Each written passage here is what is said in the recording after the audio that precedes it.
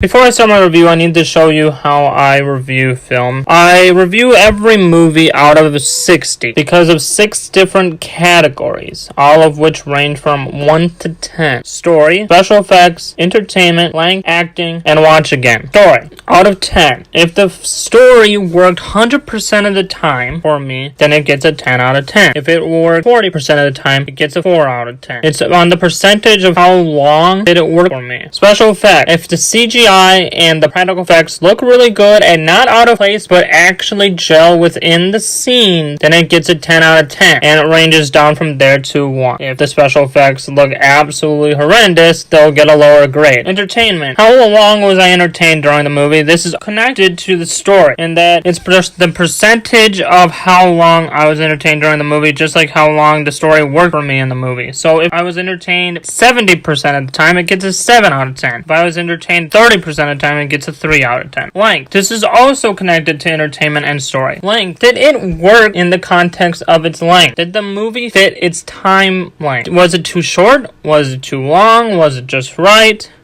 Because some stories need longer movies than they get. Like, for example, The Nutcracker in the Four Realms, I thought should have been longer and got a bad grade because it was too short. And this can be the opposite as well. Is a movie too long? And that can get a lower grade. A 10 out of 10 for length is where a movie fit exactly the length that it was given. Acting. This one is self-explanatory. 10 out of 10 is amazing acting. 1 out of 10 is terrible acting. 10 out of 10 is Leonardo DiCaprio. 1 out of 10 is Tommy Wiseau. And watch again is my last category, which out of 10, watch again is, do I have the urge and the want to watch a movie again? Did it leave me wanting to watch it again? Did I have enough fun to want to watch it again? That is my review system. Now enjoy the review. Ah yes, January. Hollywood's dumping ground. Oscar season is upon us, and as movie studios fight for their films to get nominated, and if so lucky, win, they dump the worst films they made into 1 month. Hopefully to make a quick buck, or so that they fly under audiences' radars so it's almost like they never happened, or we would forget they did. Well, movie critics don't have that luxury of forgetfulness when it comes to this wretched month. We still go out and see these films to tell you, our fans, just how bad or sometimes surprisingly good they are. Well, luckily I begin my January month off with a surprisingly entertaining horror movie titled Escape Room.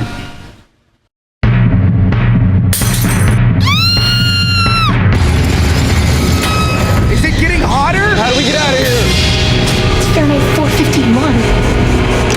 Got it!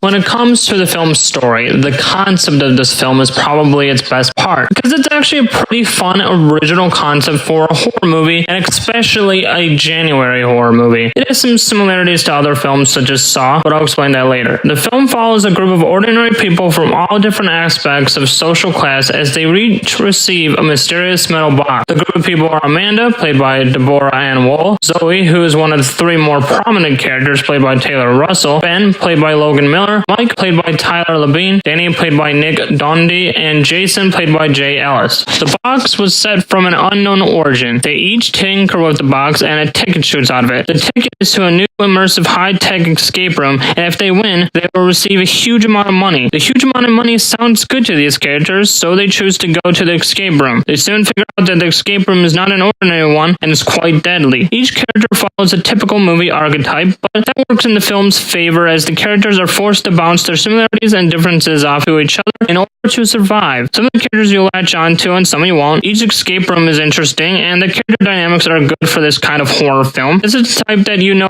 going in that some of the characters are going to die, you just don't know how. It's like Saw, where they must rely on each other and sometimes themselves in order to survive each room, which gets more and more dangerous as they move on. I was really invested in the characters as well as the story for most of the film. I was really impressed by it. For a January horror movie, this film got me hooked from minute 1. Sadly, the end of the film isn't as strong as the first 2 acts and left me disappointed. The ending feels tacked on and feels like sequel bait. I know there going to probably make a sequel if this film did well, which it did, but they didn't need to make the ending an advertisement for the next one. When the film ended, a person in the audience I saw with literally said out loud, "Wait, that was it?" Yes, sadly it was. And this is why I give the movie a 7 out of 10. 70% of the film worked for me, and I wish the other did too, but because of the lackluster ending, it did not, and disappointed me in the end.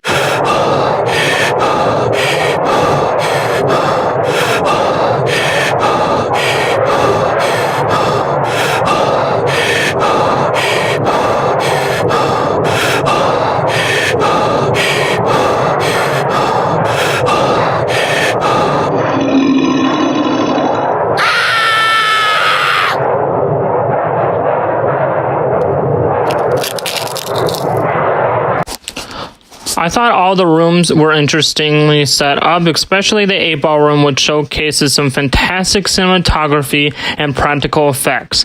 The effects of the kills were actually pretty good as well, though some of the more gruesome ones aren't shown. I gave special effects a 10 out of 10 because I thought for a low-budget horror movie, they were impressive and probably one of the best things about the film as a whole.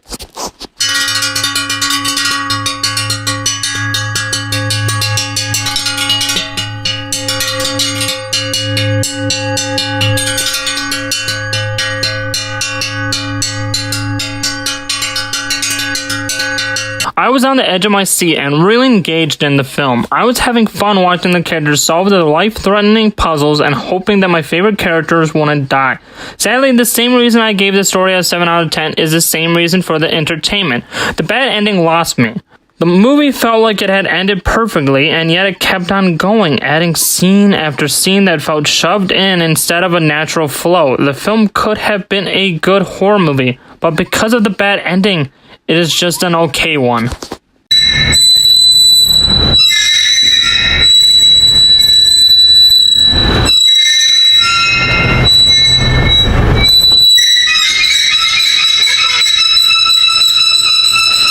The movie was keeping up a really good pace. I was really engaged. I was having a great time with it. But then the ending was just terrible, and the ending kept on going. It went way past where it should have ended, and because of that, I give this movie a 7 out of 10. 70% of the movie really worked with the length, and then the rest was just added nonsense that didn't need to be there. And if it was cut out of the film, I think it would be a much better film. I think the story would have been tighter. I think I would have been entertained a lot more if it was cut out.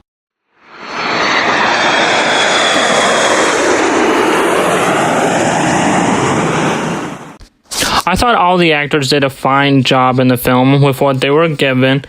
None of them were amazing, but they did what they needed to do, and they were all believable. On the end of the day, they did their jobs, and that is why I give acting a 7 out of 10. It wasn't like amazing, but they were good enough to keep you engaged into the film and actually care about the characters.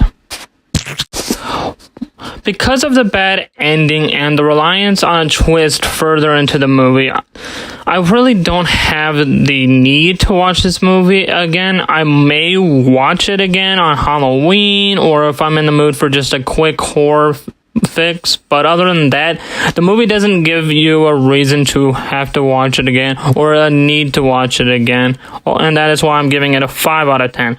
Because yes, it'll be fun. It's fun enough to watch again if you have nothing else to do, but other than that, there's no true reason for wanting/needing to watch it again.